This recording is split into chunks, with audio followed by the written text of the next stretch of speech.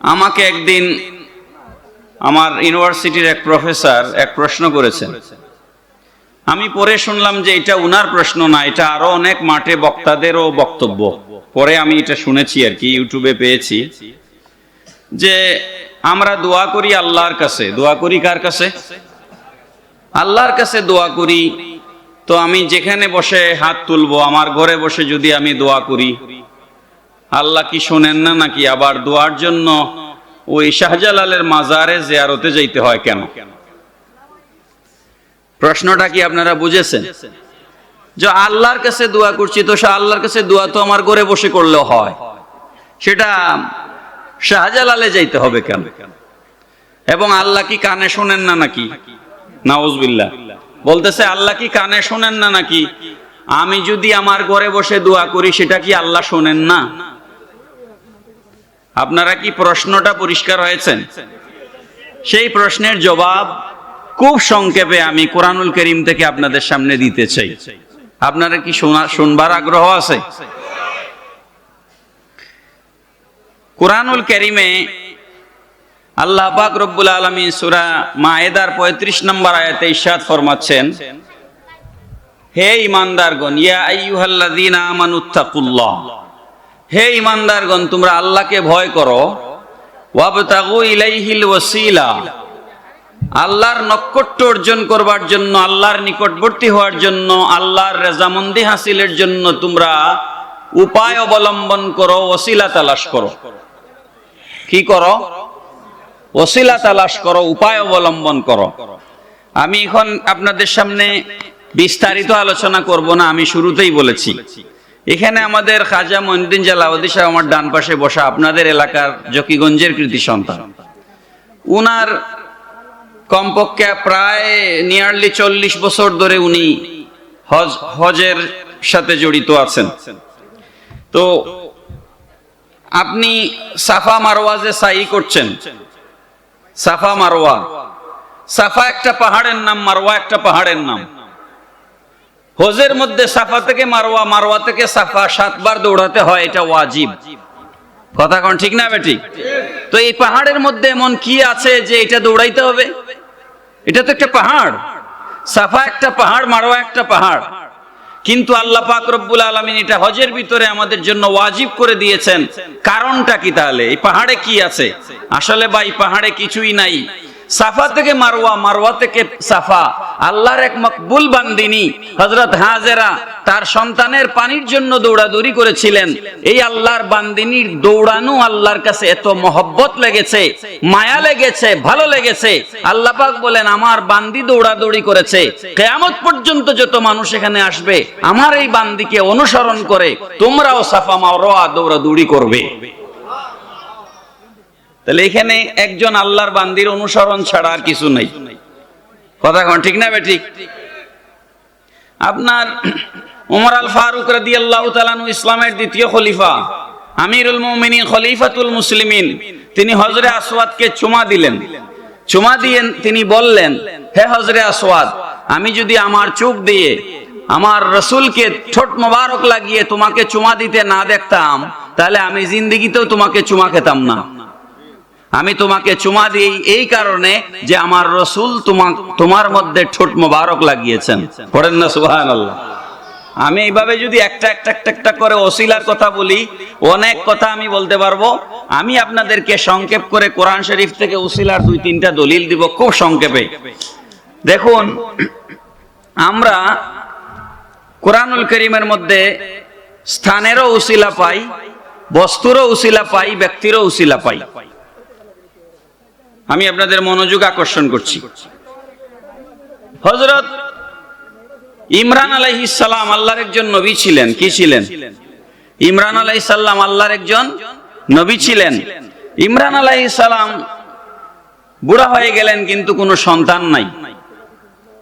উনার স্ত্রী নিয়ত করলেন, ইজ ক্বালাত ইমরাতু ইমরান রাব্বি ইন্নী নাযারতু লাকা মা ফি বাতনি মুহাররারান ফাতাকাব্বাল মিন্নী ইন্নাকা আনতাস সামিউল আলিম।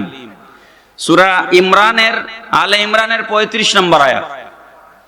তিনি বললেন, আল্লাহ তুমি যদি আমাকে একটা সন্তান দাও, ইন্নী নাযারতু লাকা, মা ফি বাতনি মুহাররারান, আমার পেটের ভেতরে যে সন্তান আছে এই সন্তান যখন ভূমিষ্ঠ হবে, তুমি যদি আমাকে দয়া করে একটা সন্তান দাও, আর সেই সন্তান যদি ছেলে সন্তান হয়, আমি সেই সন্তানকে বাইতুল মুকাদ্দাসের খাদিম বানানোর নিয়ত করলাম। কিসের নিয়ত করলাম?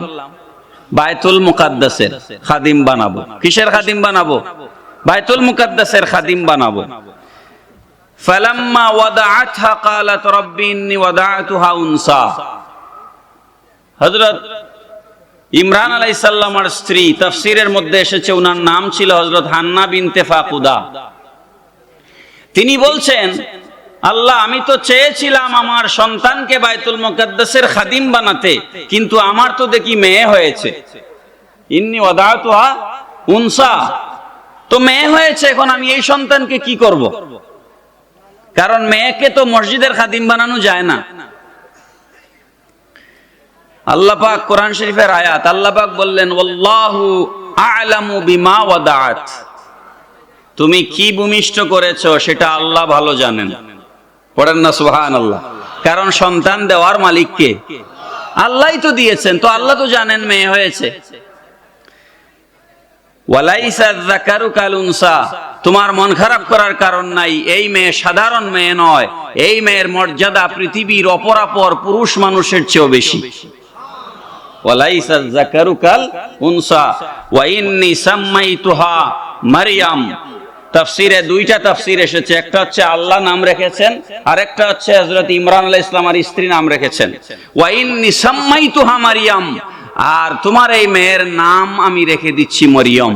পড়েন সুবহানাল্লাহ। এবার মরিয়ম আলাইহিস সালামের এই মর্যাদা যখন বয়ান হলো, তাফসীরের মধ্যে এসেছে হযরত জাকারিয়া আলাইহিস সালাম একজন আল্লাহর নবী। জাকারিয়া আলাইহিস সালাম আল্লাহর একজন নবী। তিনি ছিলেন হযরতে মরিয়মের খালু। তিনি বাইতুল মুকাদ্দাসের ইমাম ছিলেন এবং বাইতুল মুকাদ্দাসের মুতাওয়াল্লি ছিলেন। তো তিনি তো নবী, তার খেদমতের জন্য এবং তার সাথে থেকে থেকে কিতাবাদি লেখার জন্য 40 জন ওনার সাহাবী ছিলেন। জাকারিয়া আলাইহিস সালামের 40 জন সাহাবী ছিলেন যারা ওনার সাথে থাকতেন এবং কিতাব লিখতেন।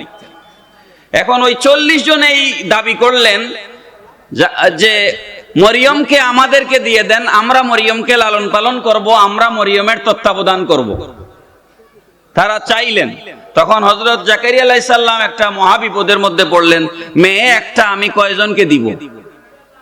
তখন আল্লাহ পাক বললেন, জাকারিয়া, ওই 40 জনের এবং তোমার 41টা কলম, যেই কলম দিয়ে তোমরা কিতাব লেখালেখি করো, ওই কলমগুলো পানির মধ্যে নদীতে ভাসাও, ছেড়ে দাও। যার কলম পানিতে ভাসবে সে হচ্ছে মরিয়মের দায়িত্ব পাবে। আমি সংক্ষেপ করে মূল কথা আপনাদেরকে বলছি, এগুলো তো অনেক লম্বা আলোচনার বিষয় তাফসীরে।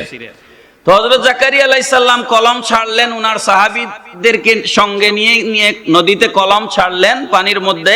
সবার কলম ডুবে গেল, জাকারিয়া আলাইহিস সালাম আর কলম ভেসে উঠল। পড়েন সুবহানাল্লাহ। এই কথা আল্লাহ পাক কোরআনুল কারীমের মধ্যে বলেছেন, ফাতাকাব্বালাহা রাব্বুহা বিকাবুলিন হাসানিন ওয়া আমবাতাহা নাবাতান হাসানান ওয়া কাফফালাহা জাকারিয়া। পড়েন সুবহানাল্লাহ। আমি পুরাটা অনুবাদ না করে মূল কথাটাই আপনাদেরকে বলছি। ওয়া কাফফালাহা জাকারিয়া, আমি জাকারিয়াকে তার কফিল বানিয়ে দিলাম।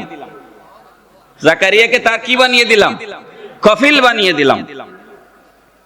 এবার জাকারিয়া আলাইহিস সালাম কি করলেন? তাফসীরের মধ্যে এসেছে, এবার জাকারিয়া আলাইহিস সালাম বাইতুল মুকাদ্দাসের মসজিদের, হুজুর তো দেখে এসেছেন, হুজুর আমার পাশে আছেন, উনি কয়েকবার ফিলিস্তিনের মসজিদে আকসা সফর করেছেন। আমি ভুল বলছি না শুদ্ধ বলছি, উনি শুধরায় দিতে পারবেন। বাইতুল মুকাদ্দাসের মধ্যে একটা আলাদা কামরা বানানো হলো, যেখানে হযরত মরিয়মকে রাখা হলো।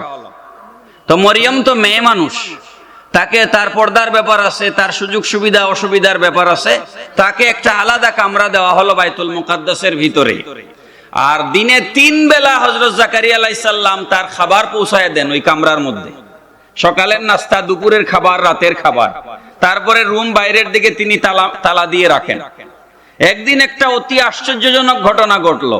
হযরত জাকারিয়া আলাইহিস সালাম তিনি মসজিদের ভিতরে গিয়ে যখন খাবার নিয়ে গেলেন, হাতের মধ্যে টিফিন ক্যারিয়ার, খাবার নিয়ে গিয়ে যখন দরজা খুললেন, তালা খুলে দরজা খুলে দেখলেন ঘরের ভিতরে খাবার দিয়া ভর্তি।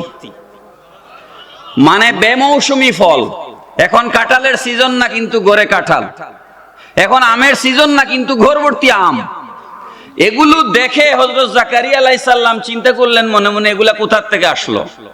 আমি তো এই দরজার তালা খুলি নাই, তো তালাবদ্ধ ঘরের ভিতরে এই সমস্ত খাবার কিভাবে পৌঁছলো? হযরত জাকারিয়া আলাইহিস সালাম তখন হযরত মরিয়মকে জিজ্ঞেস করলেন। কোরআন শরীফে আল্লাহ পাক ইরশাদ ফরমাচ্ছেন, কুল্লামা দাখালা আলাইহা জাকারিয়াল মিহরাব ওয়াজাদা ইনদাহা রিজকা ক্বালা ইয়া মারইয়াম আন্না লাকি হাযা। ও মারইয়াম, এগুলো তুমি কোথায় পেয়েছো? এই খাবারগুলো তোমার কাছে কোথা থেকে আসলো? হযরতে মরিয়ম জবাব দিচ্ছেন, ক্বালাত হুয়া মিন ইনদিল্লাহ। হযরত মরিয়ম জবাব দিলেন, এগুলো আল্লাহর কাছ থেকে এসেছে। বড় করে বলবেন না সুবহানাল্লাহ? এগুলো কার কাছ থেকে এসেছে? আল্লাহর কাছ থেকে এসেছে। ইন্নাল্লাহা ইয়ারযুকু মান ইয়াশাউ বিগাইরি হিসাব। আল্লাহ যাকে ইচ্ছা বেগাইরে হিসাব, বিনা হিসাব, বেহিসাব রিজিক আল্লাহ দান করেন। পড়েন সুবহানাল্লাহ। এই মরিয়মের হুজরা, এই মরিয়মের খানকা, যেখানে মরিয়ম বসে ইবাদত করেন, সেই জায়গার মর্যাদা নিশ্চয় আল্লাহ রাব্বুল আলামিনের কাছে অনেক বেশি। এই জন্য হযরতে জাকারিয়া আলাইহিস সালাম আল্লাহ রাব্বুল আলামিনের কাছে মরিয়মের মেহরাবের ভিতরে ঢুকে হাত তুললেন। পড়েন সুবহানাল্লাহ। আমি আয়াত পড়বার আগে আপনাদের কাছে একটু জানতে চাই, জাকারিয়া আলাইহিস সালাম নবী কিনা? ওনার ঘর বাড়ি আছে না? উনি মসজিদের ইমাম কিনা? কোন মসজিদের? আল আকসা, যেটা মুসলমানদের প্রথম কিবলা। তো সেই মসজিদের মেহরাব আছে না? সেই মসজিদের মিম্বর আছে না? সেখানে দাঁড়িয়ে তিনি হাত তুলতে পারেন না? কিন্তু তিনি দোয়া করছেন মরিয়মের ঘরে দাঁড়ায়া। সুবহানাল্লাহ বলবেন না? এটা হচ্ছে হযরত মরিয়মের মেহরাবের উসিলা। এটা হচ্ছে হযরত মরিয়মের মেহরাবের উসিলা।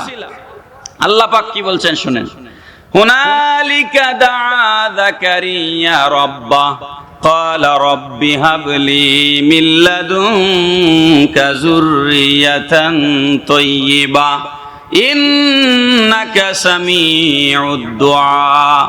হুনালিকা, উলামায়ে কেরাম আছেন জিগান, তাফসীর খুলেন দেখেন, হুনালিকা এই জায়গায়, এই জায়গায় মানে কোন জায়গায়? হযরত মরিয়মের ঘরে। এই যে হুনালিকা আল্লাহ পাক কোরআনে বলেছেন, এই জায়গায় দাঁড়িয়ে হযরত জাকারিয়া আলাইহিস সালাম দোয়া করলেন। এটা হচ্ছে স্থানের উসিলা। কিসের উসিলা? স্থানের উসিলা। তিনি হযরত মরিয়মের মেহরাবের উসিলা নিলেন, নিয়ে বললেন, রব্বি হাবলি মিন লাদুনকা যুররিয়াতান তাইয়্যিবা, আল্লাহ আমাকে একটা নেক সন্তান, পবিত্র সন্তান দাও। ইন্নাকা সামিউদ দুআ, নিশ্চয় তুমি দোয়া কবুল করনেওয়ালা। আল্লাহ পাক রব্বুল আলামিন বলেন, হা জাকারিয়া শোনো, ফানাদাতুহুল মালাইকাতু ওয়া হুয়া কাইমুন ইউসাল্লি ফিল মিহরাব আন্নাল্লাহা ইউবাশশিরুকা বিয়াহইয়া। পড়েন সুবহানাল্লাহ। আল্লাহ বলেন, ও জিবরিল যাও, জাকারিয়া আলাইহিস সালামের কাছে যাও। তিনি তখন মসজিদের মিম্বরে দাঁড়িয়েছেন, মসজিদের মেহরাবে তিনি দাঁড়িয়েছেন। যাও জিবরিল, আমার জাকারিয়া নবীকে জানায় দাও, মরিয়মের ঘরে দাঁড়িয়ে তিনি যে আপিল করেছেন, দরখাস্ত করেছেন, তার দোয়া আমি আল্লাহ মঞ্জুর করেছি। আমি তাকে একটা সন্তান দিব, সেই সন্তান হবে ছেলে সন্তান। আন্নাল্লাহা ইউবাশশিরুকা বিয়াহইয়া, আমি আল্লাহ নাম রেখে দিচ্ছি, তার নাম হবে হযরত ইয়াহইয়া আলাইহিস সালাম। তাহলে আপনার ঘর আর মরিয়ম আলাইহিস সালাম আর খানকা মেহরাব কি এক কথা নাকি ভাই? বলেন এক কথা। আপনার পীর, আপনার মুর্শিদ যেই ঘরে সারা রাত তাহাজ্জুদের নামাজ পড়েছেন, যেখানে মুরাকাবা করেছেন, মুশাহাদা করেছেন, রিয়াজত করেছেন, যে খানকায়, এই জায়গা আর আপনার বাড়ি এক সমান নেই। বলেন এক সমান? এক সমান নয়। এই জন্য আমরা পীর মাশায়েখদের খানকায় যাই, আমরা আল্লাহর ওলিদের মাজার শরীফে যাই, কারণ এই জায়গাগুলো, শাহজালাল তো এমন একজন আল্লাহর ওলি ছিলেন, ওনার জীবনীতে এসেছে এক কাপ ছাগলের দুধ খেয়ে এক সপ্তাহ রোজা থাকতেন। এক কাপ ছাগলের দুধ খেয়ে এক সপ্তাহ। আমাদের 3 বেলা খাইলেও পেট ভরে না, কথা ঠিক না বেঠিক? শাহজালালকে যারা, আমাদেরকে যারা বেদাতি বলে, তারা তো 3 বেলা খাইলেও পেট ভরে না, অথচ শাহজালাল এক কাপ ছাগলের দুধ খেয়ে এক সপ্তাহ রোজা রেখেছেন। সুবহানাল্লাহ বলেন। তাহলে স্থানের উসিলা কোরআন শরীফে আছে না নাই? আমি মনে হয় আমার কথা লম্বা হয়ে যাচ্ছে, আমি সংক্ষেপ করছি, আমি সংক্ষেপ করব। আচ্ছা, এবার নেন স্থানের উসিলা। বুঝা গেল তো? স্থানের উসিলা কোরআন শরীফে আছে না নাই? আছে। এবার আসেন বস্তুর উসিলা। দুরূদ শরীফ পড়ুন, আল্লাহুম্মা সাল্লি।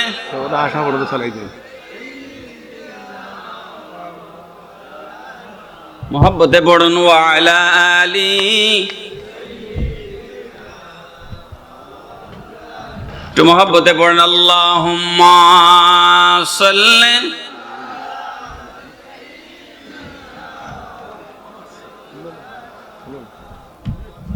وعلى آل سيدنا يا أكرم الثقلين ويا كنز الورى جد لي بجودك وارضيني برضاك اللهم صل على سيدنا مولانا محمد وعلى آل سيدنا مولانا محمد। আপনাদের অসুবিধা হয়? শুনেন, বস্তুর একটা উসিলা সংক্ষেপে দিব। এগুলা এক একটা ঘটনা বয়ান করার জন্য কয়েক ঘন্টার প্রয়োজন, কিন্তু আমি আপনাদেরকে সামারি দিচ্ছি, সারমর্ম। হযরত ইউসুফ আলাইহিস সালামকে যখন ওনার ভাইয়েরা নিয়ে কুয়ায় ফেলে দিল, বাড়িতে ফিরে এসে বাবাকে বলল, ইউসুফ আলাইহিস সালাম আর বাবাও নবী ছিলেন, কি নাম? হযরত ইয়াকুব আলাইহিস সালাম। এসে বলল, আমাদের ভাইকে বাঘ খেয়ে ফেলেছে। আসলে তারা মিথ্যা কথা বলল। তারা কি করেছিল? কুয়ায় ফেলে দিয়েছিল। কুয়ার থেকে মিশরের একটা ব্যবসার কাফেলা তাকে নিয়ে গেল, লম্বা ঘটনা নিয়ে। তারা বাজারের মধ্যে ওনাকে বিক্রি করলো। মিশরের বাদশার উজির বাজার থেকে তাকে কিনে নিল, বাজারে তাকে নিয়ে নিলাম হলো। ইউসুফ আলাইহিস সালাম আমাদের নবীর পরে পৃথিবীতে সবথেকে সুন্দর মানুষ ছিলেন, ঠিক না? তো ওনার সৌন্দর্যে মুগ্ধ হয়ে বাজার থেকে নিলামে ইউসুফ আলাইহিস সালামকে কিনে নিল। ইউসুফ আলাইহিস সালাম আর লম্বা কাহিনী আপনারা জানেন। জুলাইখা কমপ্লেইন করলো, অভিযোগ দিল, ইউসুফ আলাইহিস সালামকে জেলে পোড়ানো হলো। তারপরে জেল থেকে দুর্ভিক্ষ দেখা দিল দেশে। বাদশা স্বপ্নে দেখলো, ইউসুফ আলাইহিস সালামকে বের করে আনলো। মিশরের বাদশা ইউসুফ আলাইহিস সালামকে প্রথমে খাদ্যমন্ত্রীর দায়িত্ব দিল, পরবর্তীতে ইউসুফ আলাইহিস সালাম মিশরের প্রেসিডেন্ট হলেন। সুবহানাল্লাহ। তো ইউসুফ আলাইহিস সালাম যখন খাদ্যমন্ত্রী, মিশরে দুর্ভিক্ষ দেখা দিছে, দুর্ভিক্ষ, ভয়াবহ দুর্ভিক্ষ, খাবার নাই। তখন রাষ্ট্রীয় ত্রাণ তহবিল থেকে ত্রাণ বিতরণ করা হচ্ছে। তখন ইয়াকুব আলাইহিস সালাম বললেন যে ওনার যে বাকি যে 10 ছেলে ছিলেন, 10 জন, কয়জন? ইউসুফ আলাইহিস সালাম আর সৎ ভাই, ওই 10 জনকে ইয়াকুব আলাইহিস সালাম বললেন, যাও মিশরের বাদশা ত্রাণ বিতরণ করতেছে, সেখান থেকে খাবার নিয়ে আসো, যাও। তারা আসলেন, 10 ভাই মিলে আসলেন। ইউসুফ আলাইহিস সালাম তাদেরকে চিনে ফেললেন, কিন্তু তারা ইউসুফ আলাইহিস সালামকে চিনল না। কারণ ইউসুফ আলাইহিস সালামকে তারা যখন কুয়ায় ফেলে, তখন ইউসুফ আলাইহিস সালাম আর বয়স ছিল মাত্র 7 বছর। কত বছর? তো 7 থেকে এখন তিনি অনেক বড় হয়ে গেছেন, তারা তাকে চিনতে পারতেছে না। আর উনি চিনে ফেলেছেন, কারণ একসাথে 10 জন আসছে, আরো নানান আলামত আছে, ঠিক কি না? একসাথে 10 জন দেখেই উনি বুঝে ফেলেছেন, এরা তো আমার 10 ভাই। খাবারের আটা, গমের বস্তা যা আছে সব দিয়ে উনি পরিচয় দিলেন না। আটা, গম, রিলিফের বস্তা যা আছে সব দিয়ে বললেন, যাও আরেকবার তোমরা আসলে আরো বেশি করে দিব। তারা যাওয়ার পরে ইয়াকুব আলাইহিস সালাম জিজ্ঞেস করলেন, বাদশার দরবার থেকে তোমাদের সাথে কেমন আচরণ করা হয়েছে? তারা বললেন, খুবই উত্তম আচরণ করা হয়েছে, আমাদেরকে খাওয়ায়া দাওয়ায়া আদর যত্ন করে আমাদেরকে বেশি করে রিলিফ দিয়ে দিছে, বলছে আবার গেলে আরো বেশি দিবে। তখন ইয়াকুব আলাইহিস সালাম বললেন, তাহলে আরেকবার যাও। কিছুদিন পর তারা আবার আসলো 10 ভাই। আসার পর আলাদা কামরায় নিয়ে ইউসুফ আলাইহিস সালাম 10 ভাইকে বসালেন আলাদা রুমের মধ্যে। এগুলা সব তাফসীরের মধ্যে ডিটেইল আলোচনা আছে। আলাদা বসায়া ইউসুফ আলাইহিস সালাম 10 ভাইকে খাওয়ায়া দাওয়ায়া আদর যত্ন করে যখন রিলিফ দিয়ে বিদায় দিবেন, বিদায় দেওয়ার আগে জিজ্ঞেস করলেন, তোমাদের বাবার খবর কি? সুবহানাল্লাহ বলেন, তোমাদের বাবার খবর কি? তখন তারা 10 ভাই বলে, আমাদের বাবার খবর উনি জিজ্ঞেস করে, উনি আমাদের বাবা সম্পর্কে কেমনে জানে? তখন তারা বলল যে, আবার মিথ্যা কথা বলল। তারা বলল যে আমাদের এক ছোট ভাই ছিল, ওই ছোট ভাইকে ছোটবেলায় বাঘে খেয়ে ফেলেছে। ওই ছোট ভাইয়ের কষ্টে বিরহে আমাদের বাবা কানতে কানতে চোখ অন্ধ হয়ে গেছে। ইয়াকুব আলাইহিস সালাম অন্ধ হয়ে গেছে। তখন ইউসুফ আলাইহিস সালাম বললেন, কোরআন শরীফে আল্লাহ পাক এই ঘটনা কি সুন্দর করে বয়ান দিচ্ছেন। ইউসুফ আলাইহিস সালাম গায়ের একটা জুব্বা খুললেন, গায়ের একটা জামা খুললেন, কামিজ, কোরআন শরীফে কামিজ বলা হয়েছে। কামিজ, কামিজ আমরা বুঝি না, কামিজ আমরা কামিজ কামিজ বলি আর কি, আসলে শব্দটা তো কামিজ না, সোয়াদ, কামিজ। গায়ের একটা জুব্বা খুললেন, খুলে ভাইদের হাতে দিলেন, দিয়ে বললেন, ইযহাবু বিকামিসি হাযা ফালকুহু আলা ওয়াজহি আবি ইয়াতি বাসীরা। বড় করে বলেন আল্লাহু আকবার। হযরত ইউসুফ বললেন, আমার এই জুব্বা নিয়ে যাও, এই জুব্বাটা তোমাদের বাবার চেহারার উপরে মালিশ করে দিবে, তোমাদের বাবার চোখের উপরে এই জুব্বাটা মালিশ করে দিবে। ইয়াতি বাসীরা, এই জুব্বার উসিলায় তোমাদের বাবার চোখের জ্যোতি ফিরে আসবে। তারা গেল, 10 ভাই মিলে জুব্বা নিয়ে গেল। দেখেন কোরআন শরীফের কথাগুলা কত সুন্দর। তারা নিয়ে যখন জুব্বাটা বাবার চেহারার উপরে ছাড়লো, আমরা যে কাপড় চোপড় পরি, আমাদের গায়ের একটা গন্ধ কাপড়ে থাকে কি থাকে না? আপনার স্বামী, আপনার স্ত্রী আপনার শার্ট গেঞ্জি নাকের কাছে নিলেই বুঝতে পারবে এটা আমার স্বামীর শার্ট। বুঝতে পারবে কি পারবে না?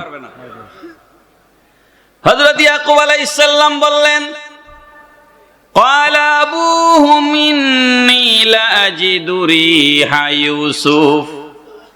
হযরত ইয়াকুব আলাইহিস সালাম বললেন, হে আমার সন্তানেরা রে, আমি কি তোমাদেরকে বলি নাই রে আমার ইউসুফ মরে নাই? তোমরা আমাকে মিথ্যা কথা বলেছিলে। আমি তো এই জুব্বার ভিতরে আমার সন্তান ইউসুফের গায়ের গন্ধ পাচ্ছি। এটার ভিতরে ইউসুফের গায়ের ঘ্রাণ পাওয়া যাচ্ছে। فَلَمَّا جَاءَ الْبَشِيرُ أَلْقَاهُ عَلَى وَجْهِهِ فَارْتَدَّ بَصِيرًا। যেই মুহূর্তে হযরত ইউসুফ আলাইহিস সালামের জুব্বাটাকে হযরত ইয়াকুব আলাইহিস সালামের চেহারার উপরে মালিশ করা হলো, আল্লাহ পাক রব্বুল আলামিন বলছেন, ফারতাদ্দা বাসীরা, এক মুহূর্ত বিলম্ব হয় নাই, সাথে সাথে হযরত ইয়াকুবের চোখের জ্যোতি ফিরে এসেছে। এখন আপনাদের কাছে আমার একটা প্রশ্ন আছে, ইয়াকুব আলাইহিস সালাম আল্লাহর নবী না? চোখ দেওয়ার মালিক কে? আমরা যে দেখি, এই যে আমি আপনাদেরকে দেখতেছি, আপনারা আমাকে দেখছেন, এই ক্ষমতা কে দিয়েছেন? একটু বড় করে বলেন না, কে দিয়েছেন? আল্লাহ। তো আল্লাহ যদি চোখের জ্যোতি দেন, তাইলে আবার জুব্বা লাগবে কেন? প্রশ্ন বুঝছেন আপনারা? আল্লাহ যদি চোখের জ্যোতি দেন তো জুব্বা ছাড়া দিতে পারেন না? পারেন। কিন্তু কিয়ামত পর্যন্ত যে সমস্ত বেয়াদবরা জমিনে আসবে, যারা আমার ওলি আল্লাহদের ওসিলা মানবে না, নবীদের ওসিলা মানবে না, মাজার জিয়ারতকে শিরক বলবে, নবীর রওজা আকদাস মোবারককে জিয়ারতকে শিরক বলবে, আল্লাহর ওলিদের ক্ষমতাকে অস্বীকার করবে, কিয়ামত পর্যন্ত তাদের জবাব দেওয়ার জন্য আল্লাহ পাক ওসিলার দলিল সাব্যস্ত করে কোরআনে এই ঘটনা বয়ান দিয়েছেন। পড়েন সুবহানাল্লাহ। তাহলে বস্তুর ওসিলা কোরআন শরীফে আছে না নাই? সহিহ হাদিসে আছে। আম্মা জান আয়েশা সিদ্দিকা রাদিয়াল্লাহু তাআলা আনহা বলেছেন, রাসূল সাল্লাল্লাহু আলাইহি সাল্লামের ওফাত শরীফের পর, নবীজি দুনিয়া থেকে বিদায় করার পর বহু মানুষ আমার কাছে আসতো, নানান অসুখ বিসুখ নিয়ে, পেটে ব্যথা, জ্বর, এটা ওটা। রাসূলের একটা ব্যবহার করা জুব্বা আমার কাছে ছিল। আমার কাছে আর কোনো ঔষধ ছিল না। আমি সেই জুব্বা পানিতে চুবাইয়া দিতাম, পান করত, জ্বর হইলেও ভালো হয়ে যেত, পেটে ব্যথা হইলেও ভালো হয়ে যেত, যেই রোগ নিয়ে আসতো সেটারই শিফা হয়ে যেত। পড়েন সুবহানাল্লাহ। তাইলে বস্তুর উসিলা আছে না নাই? বলেন আছে না নাই? এরপরে আরেকটা মজার কথা আছে এখানে, এটা না বললে লোভ সামলাতে পারছি না। দেখেন, এবার চোখের জ্যোতি যখন ফিরে আসলো ইয়াকুব আলাইহিস সালামের, ছেলেরা লজ্জা পেয়ে গেল। 10 ভাই কি বলো? লজ্জা পেয়ে গেল। তারা এবার অনুতপ্ত হলো। অনুতপ্ত হওয়া বুঝেন? যখন আমরা কোনো অপরাধ করে নিজেকে অপরাধী বলে নিজে নিজেই লজ্জিত হই, এটাকে অনুতপ্ত হওয়া বলে। তারা 10 ভাই একসাথে তখন বাবাকে বলছে, قالوا يا أبانا استغفر لنا ذنوبنا। মারহাবা বলেন, মারহাবা। আমাদের ফান্দাউক দরবার শরীফের পীর সাহেব হুজুর কিবলা তশরিফ এনেছেন, সবাই বলেন মারহাবা।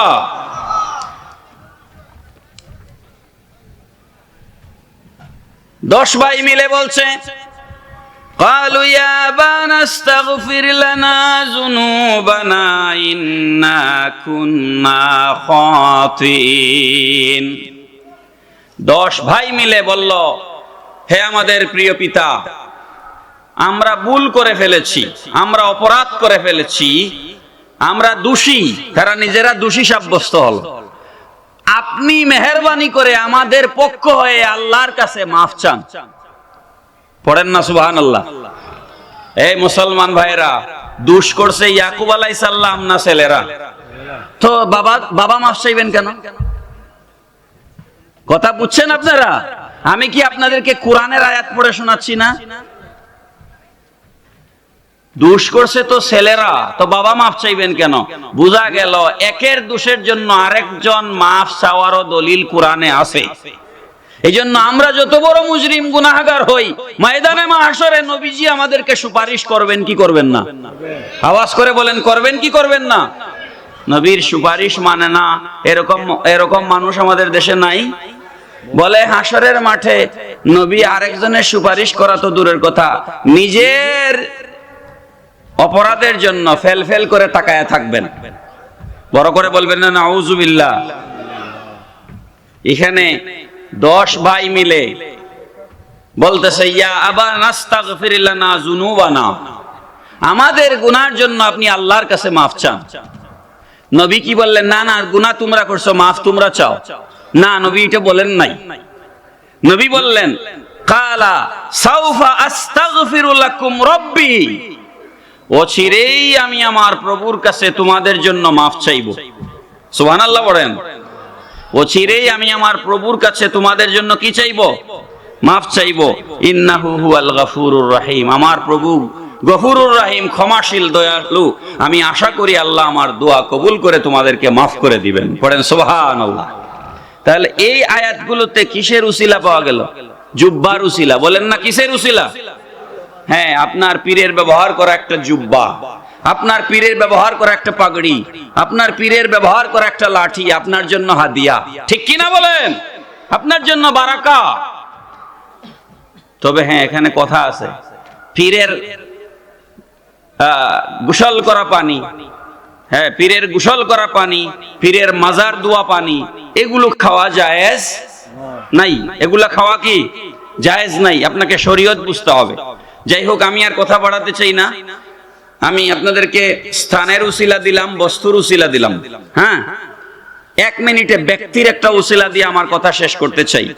কোরআন শরীফে বিস্তারিত ঘটনা এসেছে, আপনারা জানেন। ইয়েমেনের একটা শহর আছে সাবা। সাবা নামে কোরআন শরীফে একটা সূরা আছে, সূরা সাবা। আছে না নাই? সাবার একজন রানী ছিল, তার নাম রানী বিলকিস। হ্যাঁ, বিলকিস যখন হযরত সুলাইমান আলাইহিস সালামের রাজত্ব চলছে পৃথিবীতে, সুলাইমান ইসলাম একসাথে নবীও ছিলেন, বাদশাও ছিলেন। জানেন না আপনারা? তাকে নবী বাদশাহ বলা হয়। তিনি নবীও ছিলেন, বাদশাও ছিলেন। কে? হযরত সুলাইমান আলাইহিস সালাম। তো সুলাইমান আলাইহিস সালামের আমলে সুলাইমান ইসলাম কোথায় বাস করতেন? ফিলিস্তিন। কোথায়? ফিলিস্তিনে। ফিলিস্তিন থেকে ইয়েমেনের সাবা শহরের দূরত্ব হচ্ছে 3028 কিলোমিটার। আপনি গুগলে সার্চ করলেই দেখতে পারবেন, 3028 কিলোমিটার। ওই সাবা শহরে অগ্নি পূজারী একজন নারী, তার নাম বিলকিস। সে আগুনের পূজা করে। সে একটা আলাদা রাজত্ব কায়েম করলো। কি করলো? আলাদা রাজত্ব, একই রাষ্ট্রের মধ্যে আলাদা রাজত্ব। তার সিংহাসনের কথা তাফসীরের মধ্যে এসেছে। সুলাইমান আলাইহিস সালামের রাজ দরবারে একটা পাখি ছিল, তার নাম কোরআন শরীফে এসেছে, তাকে হুদহুদ বলা হয়েছে কোরআন শরীফে। ওই হুদহুদ এসে হযরত সুলাইমান আলাইহিস সালামকে বলল যে, ও আল্লাহর নবী সুলাইমান, আপনার রাজত্বে সাবা শহরে একজন মহিলা, সে আলাদা রাজত্ব কায়েম করেছে এবং সে আল্লাহকে মানে না, আল্লাহর ওয়াহদানিয়ত মানে না, আপনাকে নবী মানে না, সে হচ্ছে আগুনের পূজা করে। তখন সুলাইমান আলাইহিস সালাম রেগে গেলেন যে আমার রাজত্বে অগ্নি পূজারী এটা থাকতে পারে না। তখন তিনি মিটিং ডাকলেন, সভাসদ, বৈঠক বসালেন। এটাই আমার শেষ কথা। তিনি বললেন, قال يا أيها الملأ أيكم يأتيني بعرشها قبل أن يأتوني مسلمين। হযরত সুলাইমান বললেন, আমার এই বৈঠকে কে আছো যে বিলকিসের আরশকে, এখানে কোরআন শরীফে বিআরশিহা বলা হয়েছে, সিংহাসন। আরশের একটা অর্থ কি? সিংহাসন, চেয়ার। বিলকিসের মসনদকে আমার সামনে এনে দিতে পারবে? বিলকিস ইসলাম কবুল করবার আগেই আমার সামনে বিলকিসের সিংহাসনকে এনে দিতে পারবে? তাফসীরের মধ্যে এসেছে বিলকিস একটা চেয়ার বানিয়েছিল বসার জন্য। তার চেয়ারের সাইজ ছিল, দৈর্ঘ্যে হচ্ছে 80 ফুট, প্রস্থে 40 ফুট, আর উচ্চতায় 30 ফুট। তাফসীরের মধ্যে এসেছে সিঁড়ি বেয়ে বেয়ে চেয়ারের উপরে উঠে বিলকিস বসতো। কত ছোট না বড় চেয়ার? 80 ফুট, 40 ফুট, 30 ফুট, এত বড় চেয়ার। এই চেয়ারটা আমার মতো 2-4-5 জন বেটার পক্ষে নাড়ানো সম্ভব? বলেন সম্ভব নি বাবা? সুলাইমান ইসলাম বললেন, কে পারবে বিলকিসের এই সিংহাসন আমার সামনে এনে দিতে পারবে? قال عفريت من الجن انا اتيك به قبل ان تقوم من مقامك। সুলাইমান ইসলামের বৈঠকে একজন জিন ছিল। কি ছিল? জিন। তার নাম কি? ইফরিত। জিন বলল, আপনি এই বৈঠক ভেঙ্গে আপনার কামরায়, আপনার কক্ষে ফিরে যাওয়ার আগেই আমি তার সিংহাসন আপনার সামনে এনে দিতে পারবো। সুলাইমান ইসলাম বললেন, না, তুমি বাদ। মানুষের মাঝে কে আছো? মানুষের মাঝে, জিন না। সুবহানাল্লাহ পড়ুন। সুলাইমান আলাইহিস সালাম আর একজন খালাতো ভাই ছিলেন। তাফসীরে আসছে ওনার খালাতো ভাই এবং ওনার সাহাবী। নবীর সঙ্গীকে কি বলা হয়? সাহাবী। ওনার নাম হচ্ছে হযরত আসিফ ইবনে বরখিয়া। আসিফ ইবনে বরখিয়া রাদিয়াল্লাহু তাআলা আনহু। তিনি দাঁড়ালেন, দাঁড়িয়ে বললেন, কালাল্লাযী ইনদাহু ইলমুম মিনাল কিতাব আনা আতীকা বিহি ক্বাবলা আন ইয়ারতাদ্দা ইলাইকা তারফুক। ও আল্লাহর নবী সুলাইমান, আপনার চোখের পাতা তুলতে আর মারতে যতক্ষণ সময় লাগে, এর ভেতরে আমি বিলকিসের সিংহাসন আপনার সামনে এনে হাজির করে দিতে পারবো। আমি দেখি আপনাদের মনে আছে কিনা, ফিলিস্তিন থেকে ইয়েমেনের সাবা শহরের দূরত্ব কত বলেছিলাম? 3028 কিলোমিটার। মাশাআল্লাহ, আপনারা মনোযোগী শ্রোতা। 3028 কিলোমিটার দূর। 3028 কিলোমিটার আপনি যদি বিমানে যেতে চান, প্লেনে, তাহলে আপনার সময় লাগবে প্রায় 3 ঘন্টা। কত ঘন্টা? কারণ 1000 কিলোমিটারের বেশি গতিতে কোনো প্লেন এখন পর্যন্ত পৃথিবীতে চলতে পারে না। সর্বোচ্চ 1000 কিলোমিটার গতিতে প্লেন চলে। তো একটা প্লেন যদি আপনার প্লেনে যদি কেউ ফিলিস্তিন থেকে ইয়েমেনের সাবায় যেতে চায়, তার সময় লাগবে 3 ঘন্টা কমপক্ষে। আর কেউ যদি প্রাইভেট কার নিয়ে, বাসে, ট্রেনে কিংবা প্রাইভেট গাড়ি নিয়ে যেতে চায়, বিরতি ছাড়া নন স্টপ যদি 3028 কিলোমিটার জায়গা যদি কেউ সফর করতে চায়, তার সময় লাগবে প্রায় 40 ঘন্টা। কত ঘন্টা? তো যেখানে গাড়িতে যেতে লাগে 40 ঘন্টা, বিমানে যেতে লাগে 3 ঘন্টা, সেই জায়গায় বিলকিসের গোটা সিংহাসন, নবীর একজন সাহাবী বলতেছেন, আপনি চুকের পাতা খুলতে আর মারতে যতক্ষণ লাগে, ততক্ষণে আমি আপনার সামনে এনে হাজির করে দিতে পারবো। বড় করে বলবেন না সুবহানাল্লাহ? তো আল্লাহর একজন নবীর যদি এমন ক্ষমতা হয়, তাহলে আউলিয়া কেরামের ক্ষমতা আছে না নাই? আওয়াজ করে বলেন না, আছে না নাই? সেই আউলিয়া কেরামের ক্ষমতা স্বীকার করার নাম হচ্ছে আহলে সুন্নাত ওয়াল জামাত। আমরা এখানে এসেছি এই আল্লাহর ওলিদের সহবতে এগুলো জানার জন্য, শেখার জন্য এবং আকীদা বুঝার জন্য। তাহলে আমি সংক্ষেপে আপনাদেরকে 3টা বিষয়ের কথা বললাম। স্থানের উসিলা আছে কোরআন শরীফে, আছে না নাই? বস্তুর উসিলা আছে না নাই? আর এখন কি বললাম? ব্যক্তি, একজন আল্লাহর মাহবুব বান্দা, আল্লাহ চাইলে তাকে এমন ক্ষমতা দিতে পারেন যে 3000 কিলোমিটার দূর থেকেও তিনি কোনো জিনিসকে টান দিয়ে তার নবীর সামনে এনে হাজির করতে পারেন। আল্লাহ পাক রব্বুল আলামিন এগুলো আমাদেরকে বুঝার তৌফিক দিন। সবাই পড়ি আমিন।